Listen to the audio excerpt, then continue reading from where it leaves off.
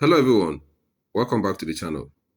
In this video, I'm going to show you how to increase the size of text on your Android phone.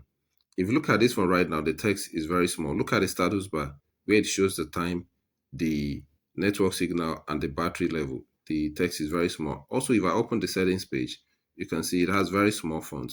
So to change the size of the status bar, to enlarge the status bar, and also change the size of the text from tiny to larger text, open your phone settings, whichever Android phone you're using, then go to display and brightness, or some Android phone will only show display. Tap on it. So under display and brightness, look for display size. Tap on it. Okay, that is font size. Tap on display size. So here you can see that currently my display size is set to small, which is the smallest.